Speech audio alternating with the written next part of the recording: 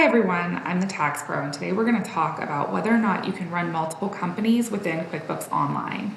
So QuickBooks Online is the online version of QuickBooks, and I see a lot of people subscribe to QuickBooks Online and then they want to run multiple businesses within one subscription. And I'll have a lot of people that come to me and say, can I actually do this? And the answer generally is no, but there are some exceptions. So in general, you get one EIN for each subscription. Okay, so you're going to want to run one EIN through that subscription. When it comes to sole proprietorships, there's a little bit more wiggle room from a tax perspective, because from a tax perspective, those are disregarded entities. As long as you can separate out that financial information, I have seen businesses, multiple EINs, run in one QuickBooks file. Is it ideal? Generally no, but I get it. Sometimes you have like multiple small activities that you want to keep it within one QuickBooks file.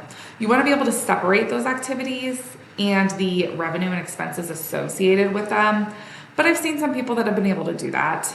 If you have a partnership, an S corporation or a C corporation, from a tax perspective, they should have their own QuickBooks file, because they are kind of almost like this other person.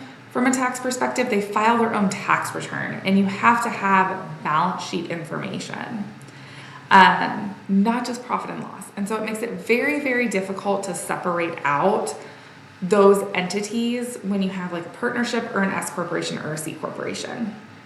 So in general, you may be able to get away with it if you have a sole proprietorship, like multiple sole proprietorships.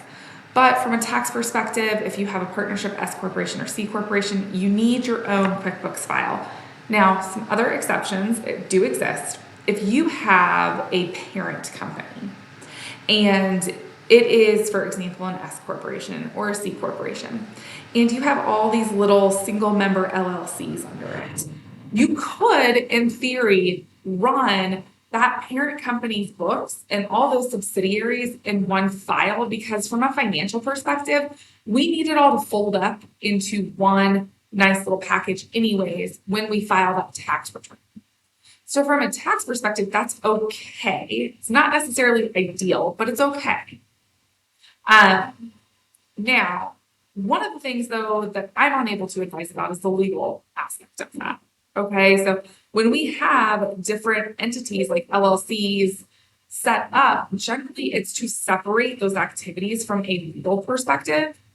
And if you have them all together in QuickBooks, I'm not an attorney. I can't advise you on whether or not that would be a problem.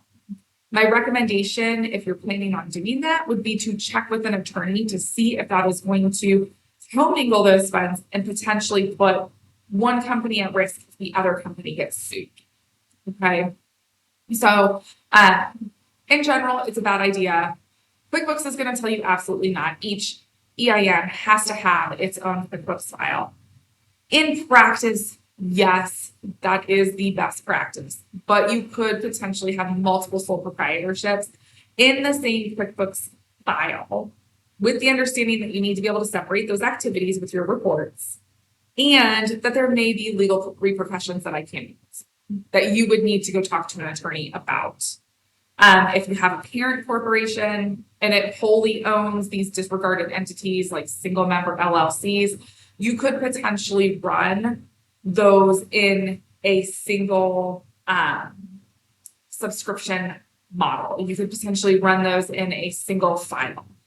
QuickBooks Online does have the ability to where you can have one QuickBooks Online login and you can set up multiple businesses or multiple EINs under that login, so you can toggle back and forth between multiple businesses. That's the best way to do it. If you're looking at this and you're like, the cost of having QuickBooks Online is just so significant if you have 5 or 6 different companies. I've had some clients that have, maybe 5 or 6 different companies, but some of those companies are for holding a building or for holding a specific set of assets, and their attorney has advised them to separate it out like that for legal protection. But in all reality, those companies kind of operate almost as one. Consider getting something like QuickBooks Desktop. If the cost of running all those files on QuickBooks Online is just too much at that point in time, consider getting QuickBooks Desktop. QuickBooks Desktop can be more expensive than QuickBooks Online.